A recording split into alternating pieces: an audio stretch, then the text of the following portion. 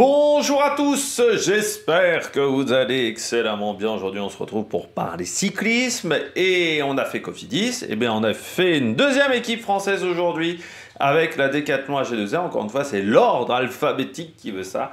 On va revenir sur la saison qui a été excellente en 2024 de la Décathlon AG2R, on parlera de 2025, les coureurs à suivre, le nouveau maillot également de cette équipe. C'est une grosse évolution du maillot de l'an dernier, grosso modo. Et puis voilà le programme comme d'habitude de ces fameuses vidéos de présentation de la saison cycliste. N'hésitez pas à vous abonner à la chaîne, à réagir dans les commentaires, à mettre un pouce bleu, à partager la vidéo sur les réseaux sociaux, notamment auprès de vos proches si vous pensez que ça peut les intéresser. Dans les commentaires, n'hésitez pas à me dire qui vous a plu l'année dernière, qui vous allez suivre en 2025 du côté de cette formation.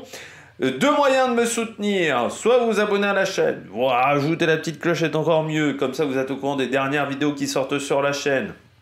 Plus vous cliquez rapidement sur miniature, sur notification, plus les vidéos sont mises en avant par YouTube. Et puis en plus, ça a l'avantage qu'en ce moment, il y a beaucoup de vidéos qui tombent sur la chaîne.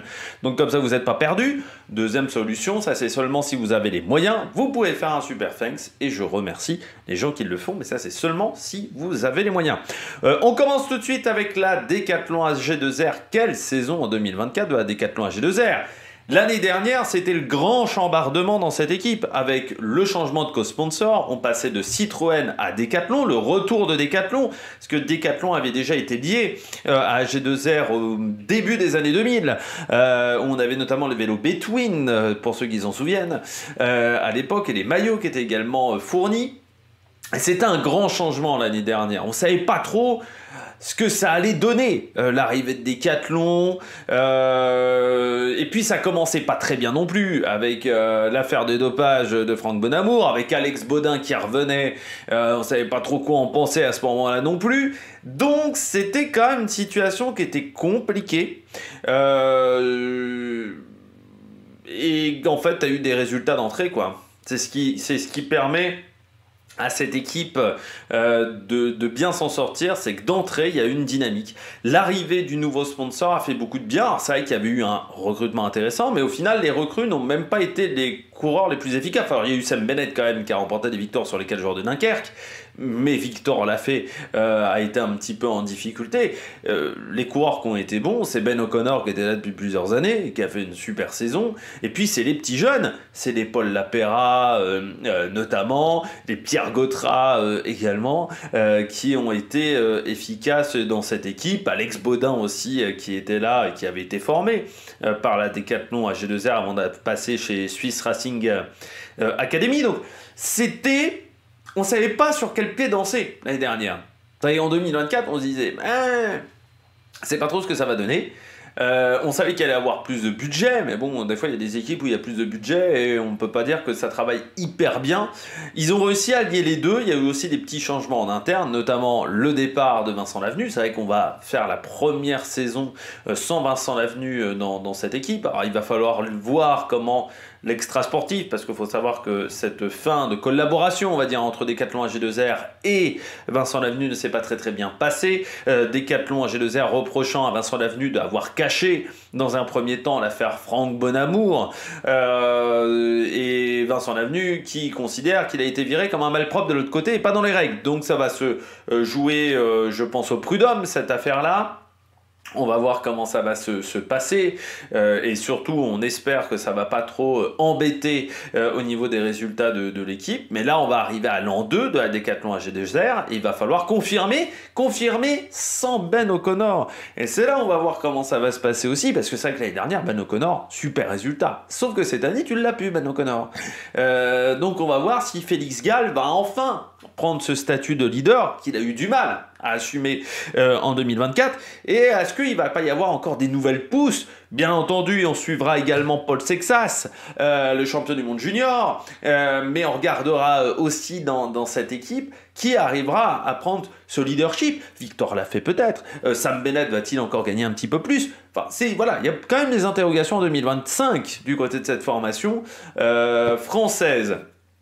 Du côté du budget, le budget prévu par l'app de Brooks, le site belge, eh bien, on considère que Décathlon AG2R en 2024, c'était à peu près 30 millions d'euros. On avait des estimations entre 26 et 30. On nous indique à peu près 30 millions d'euros. Je rappelle, ce sont des estimations, donc il peut y avoir en fait des grosses variantes dans la réalité. Et puis ça ne prend pas en compte les charges sociales non plus que peuvent avoir les équipes françaises et les équipes belges et que n'ont pas, notamment Red Bull Bora, que n'ont pas UAE, que n'ont pas Visma, Leasebike ou encore Ineos. Donc ça veut dire qu'on est quand même parmi un budget qui a bien progressé, c'est un budget qui est au-dessus d'une Groupama FDJ notamment, qui est au-dessus de la Cofidis. Voilà, on a progressé en termes de budget. AG2R avant c'était plutôt 22-23 millions. Grâce à l'arrivée de Decathlon c'est un peu plus. Et puis je pense qu'en 2024, 5 ça va être encore mieux parce que comme les résultats ont été bons, la visibilité a été bonne également je pense pour Decathlon qui a vendu beaucoup de vélos, Van Driesel, et surtout pas mal de maillots. Ils ont vendu pas mal de produits dérivés de l'équipe. Donc il y aura peut-être 1 million, 2 millions en plus. Parce que Decathlon considère que ça apporte beaucoup de bien à son entreprise et puis qu'en plus l'entreprise Decathlon se porte bien, mais le problème c'est que Decathlon ça appartient au groupe Pugliese, le groupe Pugliese c'est Auchan notamment et qu'en ce moment ça va pas très fort du côté des supermarchés Auchan. Il y a même eu un gros problème avec les actionnaires et les employés qui se sont mis en grève de côté de Decathlon. On regarde les victoires l'année dernière en 2024 pour cette formation. Elles sont au nombre de 30. On commence sur la Vuelta de la région de Murcie avec Ben O'Connor. On poursuit avec l'étape 2 et le général du Tour des Alpes-Maritimes pour Benoît Cosnefroy. Ben O'Connor remporté l'étape de Jebel Jaïs du côté de l'UAE Tour. Paul Lapera remporté coup sur coup la classique Loire-Atlantique et le Cholet Aglo Tour. Benoît Cosnefroy remporté Paris-Camembert. Paul Lapera le Tour du Pays Basque. Benoît Cosnefroy la Flèche Brabançonne. Aurélien Paré-Peintre la 5e étape du Tour des Alpes. La première et 5e étape du Tour de Romandie pour Dorian Godon. Benoît Cosnefroy remporté le Grand Prix du Morbihan, du Tour du Finistère. On va réussir à faire des syllabes dans le bon sens. Le Tour d'Italie, l'étape numéro 10 pour Valentin Paré-Peintre. Sam Bennett qui a remporté le Général, l'étape 2, l'étape 3, l'étape 5, l'étape 6 des 4 jours de Dunkerque. Le prologue des boucles de la Mayenne pour Benoît Cosnefroy. Andrea Vendrame qui a remporté l'étape numéro 19 du Tour d'Italie. Valentin Retailleau, la 3e étape des boucles de la Mayenne. Les championnats de Finlande pour Jaakko Hänninen. Bruno Armirail a remporté le contre-la-montre des championnats de France et la course sur route étant remportée par Paul Lapera, donc le doublé sur les championnats nationaux. Et puis le Paul Lapera qui a remporté la Polynormande, Alex Baudin qui a remporté le Général et l'étape numéro 2 du Tour du Limousin Périgord Nouvelle-Aquitaine et la 6e étape du Tour d'Espagne pour Ben O'Connor. Au final, dernière victoire au mois d'août du côté de cette formation. Du côté du nombre de victoires, nous sommes à 30 en 2024. En fait, il faut remonter à 1999 pour avoir plus de victoires du côté de cette formation. Sauf qu'à l'époque, en 99, déjà l'équipe avait un gros collectif, il faut quand même se rappeler, quelques coureurs dopés également, et il y avait notamment un gros sprinter qui était Yann Kersipiou. Là, on s'aperçoit qu'à part la domination sur les 4 jours de Dunkerque de Sam Bennett, beaucoup de victoires ont été remportées notamment par des punchers et des grimpeurs et ça c'est intéressant à souligner. Autre particularité du côté de cette équipe pour vous dire que ça a plutôt bien marché en 2024 par rapport à certaines années précédentes, c'est le nombre de jours qu'il a fallu avant la première victoire. AG2R a souvent été une équipe qui a été en difficulté sur les premières parties de saison et qui avait beaucoup de mal avant de remporter sa première victoire. Et quand on regarde sur les 15 dernières années, eh bien c'est l'une des meilleures saisons en termes de jours précédant la première victoire. Il a fallu seulement 40 jours pour remporter la première victoire, alors que l'année d'avant c'était 49 et qu'en 2022 c'était 78 jours. En 2019, c'était 61 et 138 en 2012. Ce qui là avait été la pire... non, c'était même pas la pire saison parce qu'en 94, c'était 145 jours à l'époque. Et en 95, ils n'avaient pas gagné de course. Donc c'est pour vous dire quand même que ça a aussi lancé la dynamique de cette formation, cette victoire qui est arrivée extrêmement tôt. Au niveau des points UCI, 6681 points UCI marqués. Pas points UCI, pardon, à chaque fois je dis les points UCI, c'est pas les points UCI, c'est les points Pro Cycling Stats, pardon, parce que oui, j'ai fait la bêtise sur les précédentes vidéos de dire que c'était les points UCI, alors que c'était pas les points UCI, c'était les points Pro Cycling Stats, hein, je m'excuse. Donc 6681 points Pro Cycling Stats au niveau du standing de cette formation, c'est plus que lors des années précédentes pour cette équipe, et là aussi il faut remonter à 98 pour une meilleure saison, mais à l'époque il y avait Bamberger notamment, et on peut pas dire que c'était les coureurs qui avaient, on va dire, les meilleurs, qui respectaient le plus les règles antidopage. Je vais réussir à faire une phrase en français. Du côté du nombre de victoires, avec 30 victoires cette saison, ça place Decathlon AG2R à la 5e place au niveau des victoires, à 2 petites longueurs de la Visma, à 4 petites longueurs de la Soudal Quick-Step qui est 3e de ce classement. Largement mieux que les années précédentes. Et au niveau du nombre de vainqueurs différents, ils sont 12 à avoir gagné dans cette équipe. Eh bien, c'est la 2e formation à égalité avec Jayco, Israël et EF dans ce classement. Il n'y a que UAE qui a eu plus de vainqueurs différents dans cette équipe. Et par contre, au niveau des victoires en World Tour, eh bien, Decathlon en a remporté 7, ce qui est déjà très bien parce que c'est la meilleure équipe française au niveau du nombre de victoires sur les courses World Tour. C'est plus notamment que la Groupama FDJ. On regarde les transferts. Du côté des transferts, pas mal de changements du côté de cette formation avec 9 arrivées pour 9 départs. Du côté des départs à la retraite, nous avons Boisson-Hagen, nous avons Franck Bonamour, de toute manière qui n'était plus dans l'équipe depuis, je crois, le mois de mars. Larry Warbase rejoint la Tudor, Ben O'Connor rejoint la Jayco Alula, Damien Touzé la Cofidis, EF pour Alex Baudin, Valentin Paré-Peintre rejoint la Soudal Quick-Step, la Total Energy pour Valentin Retailleau, et enfin Nice Métropole Côte d'Azur pour l'espoir finlandais Jaakko Hänninen qui n'a jamais pour le moment vraiment réussi à percer jusqu'à maintenant. Du côté des arrivées, la surprise Stefan Bissegger, Callum Scottson qui était à la Jayco Alula, Johannes Stone-Mittet du côté de la Visma, ça va renforcer encore une fois les punchers. Thor de Gumerstad du côté de la Uno X, et puis beaucoup de coureurs de l'équipe de développement, notamment Noah Isidore, Rasmus Sojberg Pedersen, Léo Bizio, Oscar Chamberlain et Paul Sexas. Et dans ce petit groupe-là, il y en a quand même 2-3 qui sont très intéressants, notamment Pedersen, parce que j'en parlerai pas à suite, mais il me manquait un petit peu de place pour tout vous dire. À chaque fois, je choisis de prendre seulement 6 coureurs par formation, et là, c'est vrai que j'aurais pu en choisir bien plus dans cette équipe parce que les petits jeunes qui arrivent de l'équipe de développement, ils ont tous un très grand talent. Et pour Paul Sexas, c'est même l'équipe U19, hein. C'est même pas l'équipe de développement, c'est l'équipe U19 pour Paul Sexas. Ce qui fait que la Decathlon AG2R va se rajeunir l'année prochaine, encore une fois, et ça devient même l'une des équipes les plus jeunes du World Tour. C'est la 3e équipe la plus jeune du World Tour. Il y a 2 équipes à égalité avec 25 ans, 9 de moyenne d'âge, mais à 0,1 ans d'écart par rapport aux 2 meilleurs de ce classement. Donc vous voyez, c'est l'une des équipes les plus jeunes. Le plus âgé des coureurs, c'est Oliver Nessen. Ils sont seulement 7 à avoir 30 ans ou plus. Aucun n'a plus de 35 ans. Et par contre, du côté des jeunes coureurs, ils sont 12 à avoir moins de 25 ans. On trouve Paul Lapera, Gumerstad, Stone-Mittet, Polleflit, Gianluca Polleflit, le Belge, Bastien Tronchon, Pedersen, Labrosse, Gotera, Isidore, Chamberlain, Léo Bizio, Paul Sexas. 3 coureurs ont moins de 20 ans. Là aussi, je crois que c'est la seule équipe du World Tour à réussir à faire ça, avec peut-être le team Pitnik, et une dizaine de coureurs qui a moins de 23 ans. Donc là aussi, c'est vraiment un rajeunissement assez important de l'effectif par rapport à ce qu'on a connu peut-être il y a quelques années où il y avait un peu plus de coureurs âgés dans cette formation. Que dit, elles seront 30, hein, donc on est au maximum des capacités pour les équipes du World Tour.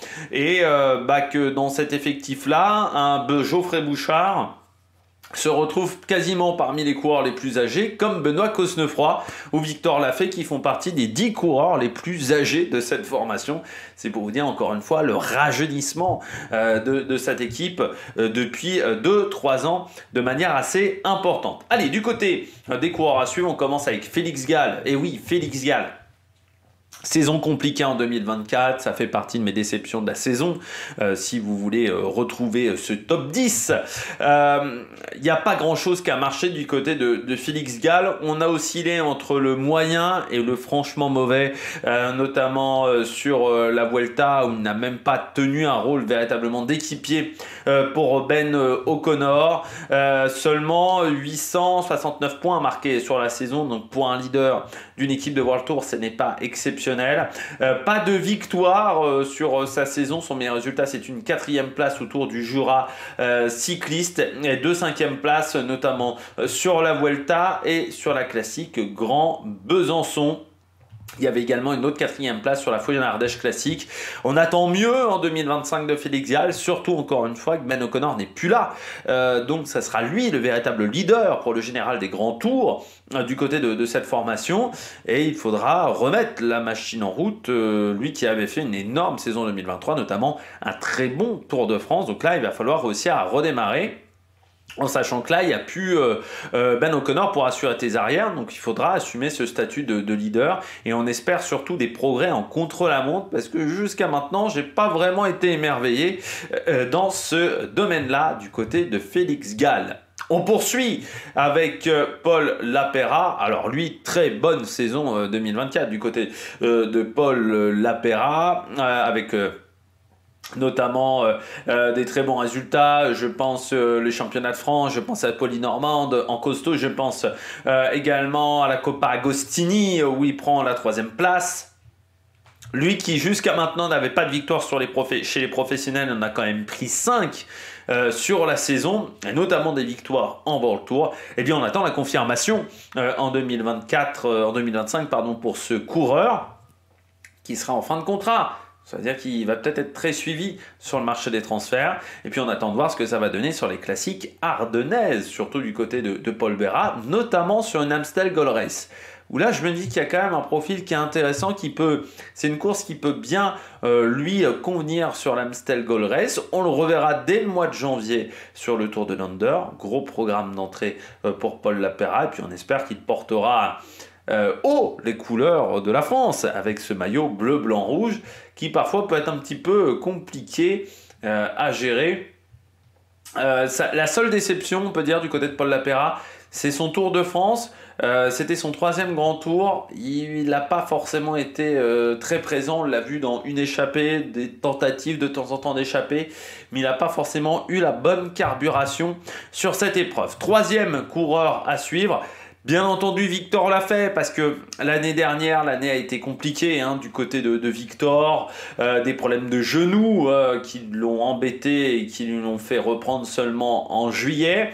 J'ai trouvé quand même que sur les 39 jours de course qu'il a réalisé ensuite, ce qui n'a pas été simple vraiment du côté de Victor l'a fait, de devoir... tout condensé en très très peu de jours. Il y a quand même des choses intéressantes, notamment sur les Great Tour of Ghanzi où il prend la 4e place du général sur cette épreuve, également 7e du Tour de l'Inde, mais forcément ça a été une saison tronquée, une saison je dirais pas blanche mais quand même pas loin du côté de Victor Lafay, donc on espère que son genou va le laisser tranquille et qu'il arrivera à redémarrer parce qu'on sait que c'est un coureur qui est extrêmement talentueux, Victor Lafay. Et puis du côté de Decathlon AG2R, ça va renforcer ce pôle puncher qui est vraiment le meilleur de France, ça on peut le dire, malgré le fait que Romain Grégoire soit chez Groupama et FDJ, c'est vrai que les punchers chez Decathlon AG2R, ils en ont quand même énormément.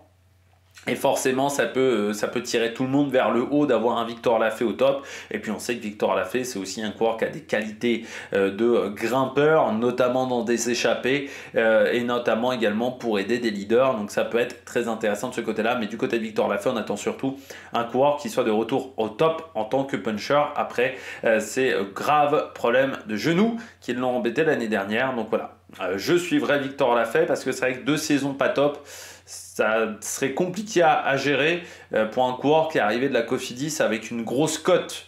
Il faut bien le dire, Cédric Vasseur, ça l'avait même un petit peu énervé, le salaire qu'il demandait, parce que il ne pouvait pas suivre Cédric Vasseur l'année dernière pour il y a 2 ans, pour tenter de conserver son protégé. Coureur qui a la particularité d'avoir été formé par AG2R avant d'avoir été chez Cofidis. C'est un coureur qui est passé notamment par Chambéry Cyclisme Formation. Benoît Cosnefroy. Eh bien, on va le suivre, Benoît Cosnefroy, parce que l'année 2024, elle est frustrante sur un point. On l'a assez peu vu, en fait, sur des grosses courses du World Tour. C'est un peu la déception que j'ai vue. Alors oui, il a fait les Ardennaises, où il a été plutôt intéressant, 16e sur Liège et sur l'Amstel, 4e sur la Flèche Wallonne. C'est peut-être même sa campagne d'Ardennaise la plus réussie jusqu'à maintenant. Mais c'est vrai qu'il a assez peu couru en World Tour. On l'a beaucoup vu en France, notamment sur les manches de Coupe de France. Mais sur les épreuves World Tour, il a fait l'Estrade, Milan-San Remo. Il a abandonné aussi assez vite l'année sur le Rennes 8 Tour. On sait que c'est un coureur qui aurait peut-être pu être très important du côté des championnats du monde. Mais voilà, il m'a manqué une présence plus importante sur les grandes épreuves du calendrier. Ça fait partie aussi un peu des coureurs déçus de ne pas avoir fait les Jeux Olympiques. Je pense qu'il voulait être présent aux Jeux Olympiques, mais encore une fois, pas suffisamment présent sur les grandes courses du calendrier. Donc j'espère le revoir sur les meilleures courses du calendrier. Et puis je trouve qu'au final, il a fait une saison quand même très constante sur l'année. C'est sa première saison depuis longtemps où il faisait pas un grand tour. Je trouve que c'était peut-être pas une mauvaise idée parce que Benoît Cosnefroy et les grands tours, c'est un petit peu comme Mathieu Van Der Poel et le Tour de France. C'est pas là où il est le meilleur. Donc, c'est plutôt intéressant d'avoir tenté ce genre de choses. Et à 29 ans, je trouve que l'année dernière, c'était la saison de la maturité. J'espère que ça va se poursuivre cette année du côté de Benoît Cosnefroy. Parce que l'année dernière, le seul truc que j'ai regretté, c'est qu'il n'ait pas fait des plus grandes courses. Son programme a été un peu trop axé sur des manches Pro Series. J'aurais aimé un peu plus d'épreuves du World Tour.